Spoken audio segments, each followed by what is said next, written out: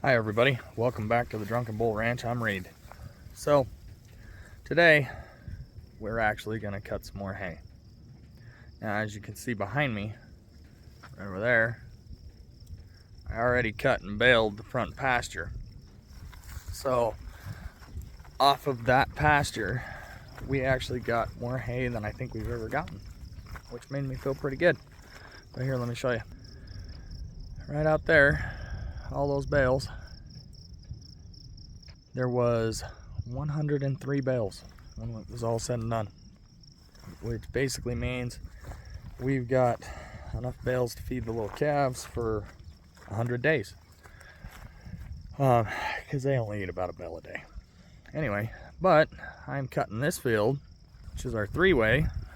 I did not do as well as I had hoped, but part of it is because, see all these little grasshoppers?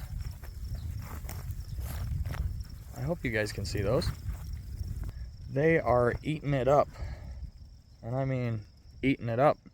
The other field that we have leased, there are sections where it is just right down to the ground. They've just eaten it right down to the ground. So we are being overrun by grasshoppers.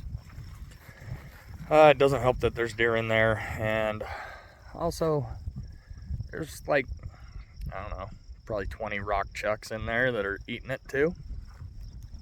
But I've opened the field up. You can see that. But I've got all this left to cut. Now I'm hoping to get, I don't know, 100 bales or better off of this too. But it is kind of sparse, so we'll see how it goes. Anyway, I'll keep cutting, and as always, I'm using the little XR 4150 LS tractor, and behind that I've got the Hesston 1120 swather. So we'll get busy.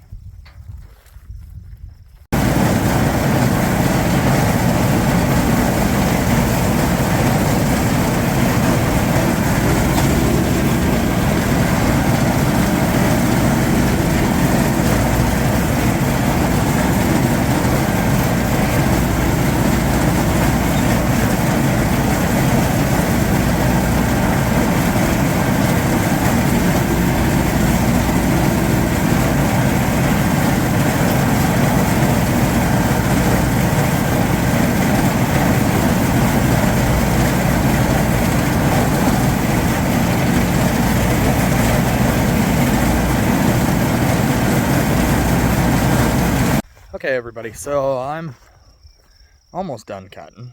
As you can see behind me, quite a bit is cut. We got not that much left. But I thought I'd take a second to go a little more in depth as to what I'm cutting, because I call it three-way. I'm betting that some people don't know what three-way is. But basically, it is oats, barley, and rye. And you can see it all right here. This is your rye, here's your oats, and that should be barley. Anyway, but it's a pretty good spot right here to show you. Now, I will say that right through this section here was where originally they cut through and took rock out of here. You can see all those rocks out there. But there was, and right through there was like nothing but rock. Anyway, so we got that out of there, and then what can I say? I'm not a big fan of chemical fertilizer, so we spread a lot of manure, and now it's growing pretty good. The first year it didn't grow at all. I mean, you could see it. It like was the low spot in the field where the grass just didn't grow. So I'm pretty happy about that result. But we'll continue to spread fertilizer on it, and hopefully it'll keep improving. But I just thought I'd share that with you. And as you can see here, got a pretty good windrow of hay. But let me get back in the tractor and I'll get the rest cut. Okay everybody, the field is now completely cut. There you go.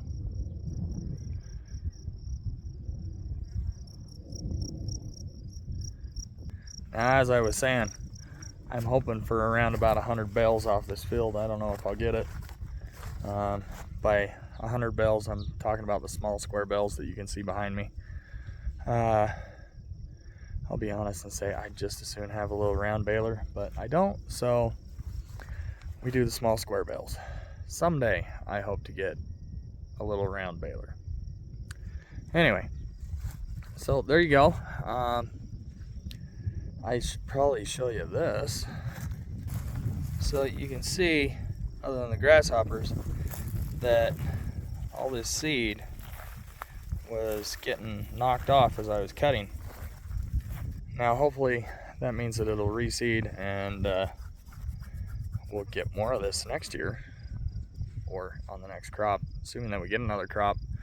But the other reason why I cut the hay at the stage it was at was, one, it had gone to seed, and two, they've cut back our water to where I can't water it as much as I'd like. So it was definitely time to cut it. Anyway, there you go. My little video on that.